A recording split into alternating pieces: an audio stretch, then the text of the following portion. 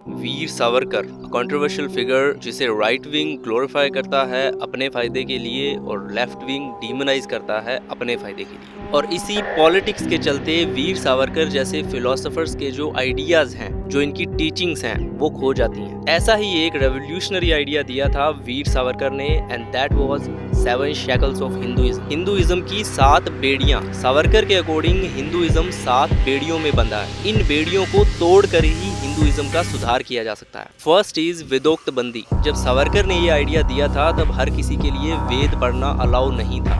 ये शैकल बहुत हद तक ढीली पड़ चुकी है। सेकंड इज स्पर्श बंदी, यानी कि छुआछूत को खत्म करना। इसमें भी अब बहुत हद तक सुधार हो चुका है। हालांकि कुछ जगहों पर कुछ लोगों द्वारा ये आज भी प्रैक्टिस की जाती है। बस छूना नहीं है, मैं अछूत आदमी है। थर्ड इज व्यवसाय बंदी, यानी कि वो काम ना करना जो तुम्हारे बाप दादा कर रहे हैं या जो तुम्हारा समाज या जाति कर रही है। फोर्थ इज समुंदर बंदी। उस वक्त ये एक स्टूपिड सी धारणा प्रचलित थी कि अगर कोई भी अपने देश के बाहर चला जाता है तो वो अपनी कास्ट खो देगा। इतना लगाव था कास्ट के प्रति। इससे हमें पता चलता है कि 100 साल पहले तक भी ये देश कितना पिछड़ा हुआ था। फिफ्थ इज शुद्धि बंदी। इसके अकॉर्डिंग अगर किसी का भी धर्म बदला गया था और अगर वो वापस हिंदू धर्म में आना चाहता है तो उसको नहीं आने दिया जाता था। देन आता है रोटी बंदी, क्योंकि जातिवाद इतना ज्यादा था कि 2 जातियों के लोग साथ में बैठकर खाना नहीं खाते थे। सावरकर ने पतित पावन मंदिर बनाया जिसमें सभी जातियों के लोग साथ में बैठकर खाना खा सकते थे। Last and the most important one is बेटी बंदी,